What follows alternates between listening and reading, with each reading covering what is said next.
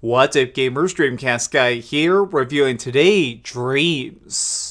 Okay, I gotta admit, right here at the start, this video is going to be incredibly hard to make, because Dreams is not at all a typical project. This is not a single-player RPG, it's not a first-person shooter. Instead, Dreams is a little bit of everything and nothing at once. Let me explain. So this is the latest project by Media Molecule, the people who years and years ago made Little Big Planet. And clearly, what the studio loves most is player-created content. They want to give us, the gamers, basically a huge toolbox and say, what will you create? But Dreams, it takes this idea of making things completely out of your own imagination and really kind of amps it up to 1,000,000. Pretty much anything you can possibly fathom is craftable and playable inside of Dreams, but this can sometimes be a bit of a detriment. Let's actually look at some different Dreams real quick and see what I'm talking about. Whenever you want, by booting up this game, you can just start surfing, as they call it, which is basically scrolling through the other levels that people have made. And as soon as you start doing this, you're going to be immediately struck by just the insane amount of depth. I just want to show you some random things here. So everything you're seeing in this video is not made by professionals. These are made by random fans who are just making stuff purely out of their own passion. But when you look at it, it's hard to think that this wasn't made by trained, amazing teams of professionals. Like, look at the graphics on this. I'm actually playing like a game that's like a spooky assassin project. Or this one. This is like one that I was actually cracking up at. Somebody basically created their own version of SimCity inside of Dreams. Now, these projects on their own may seem like a little silly thing to try and amuse you, but in actuality, these a lot of times have a surprising amount of depth. Like, obviously right now we're showing SimCity. I played this for hours because it allowed me to upgrade certain sections of my city. It allowed me to constantly try and invite more population, or I could just zoom into the streets and see individual people walking around in a town that I had constructed. All of this is content inside of Dreams. This doesn't cost anything extra. These are things that players have made completely inside of the Dream mechanics. But it also goes the other way. I actually like the fact that there's so many things that just try and be floaty and fun. Like, one of the silliest things is I saw a game that was just called Bowling with Guns, where you pretty much just pick up a sniper rifle and start blasting pins. This is a game. And then I can go straight from that to something ultra dark and serious, like this bloody murder mystery game some guy over in Japan made. I can't even read the name of this game because it's all written in Japanese, but there is this like understanding, there's almost this like love inside of each of these dreams that sort of transcends typical conventions. These games are not made by huge budgets or crazy dudes working overtime. It is all by people crafting these experiences purely by themselves.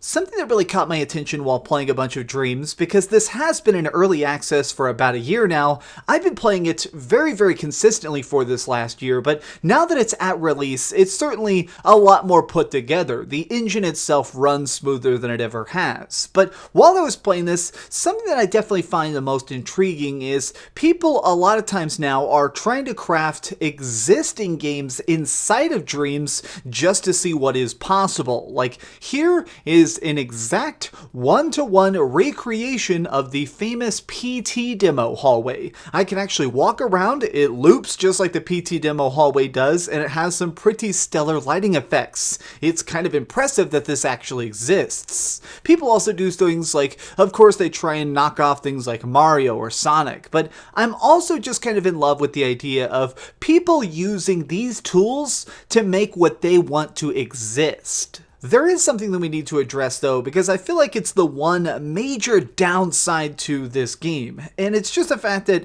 at times you kind of notice the fact that this stuff is not being done by professionals.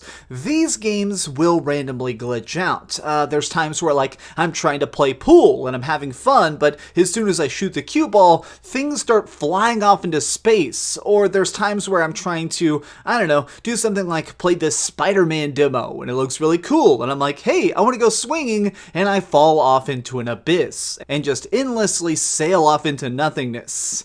These games are definitely the best they can be, but they're not exactly going to have the tremendous amount of shine that a AAA release would have. A lot of these games do glitch out. I mean, even random stuff like I'm playing a dirt rally game and I'm enjoying all this countryside and trying to learn how to drift, when suddenly I get stuck down in a crevice and it won't respawn me, basically breaking the demo itself. But this, to me, it feels like something that's worth it. It seems like this game, it just has so many different thousands and thousands of little levels to laugh at. You can go in here and just search a particular style of game for if you want to see like an art piece, like this one here that's basically like an interactive movie. Or if you want, you can try and find something that's just super high rated. One that I've just spent so much time playing this was mini golf. It's just mini golf, but with these big, giant, elaborate stages that were really kind of fun. It was just kind of nice to sit down and listen to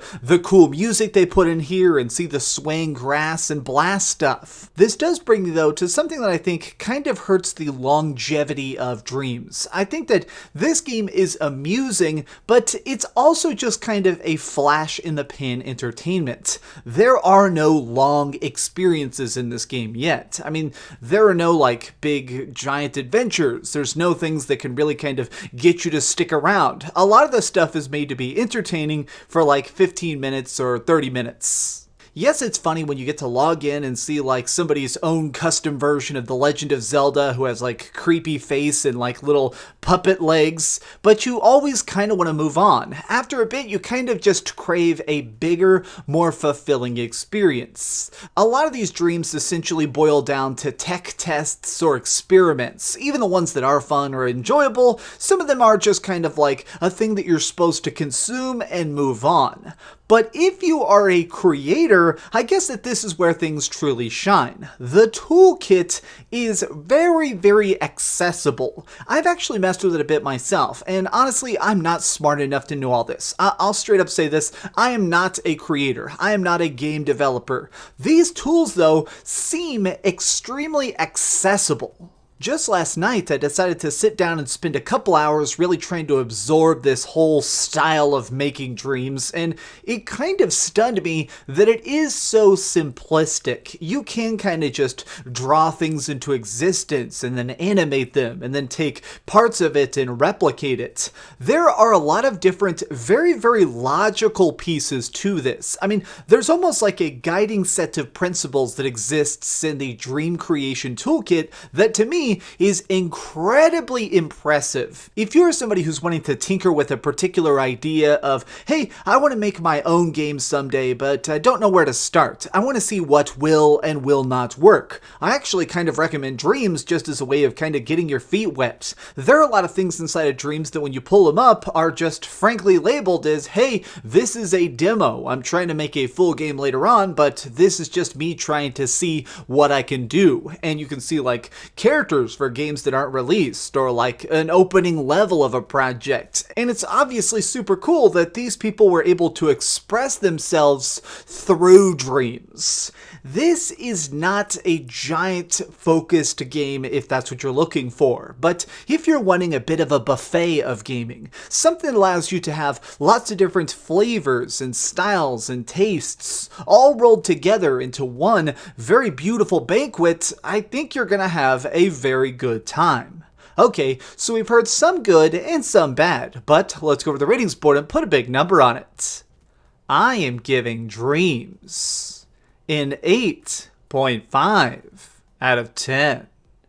I really can't help but admire projects like this. I think it's cool that there are a studio like Media Molecule that's attempting to push the boundaries of understanding. And really, for an idea, for a project, Dreams is a very commendable good time. Thanks so much for watching, gamers. If you enjoyed this video, please give it a thumbs up, share with your friends, and subscribe if you haven't already. But do me the biggest favor of all and keep dreaming.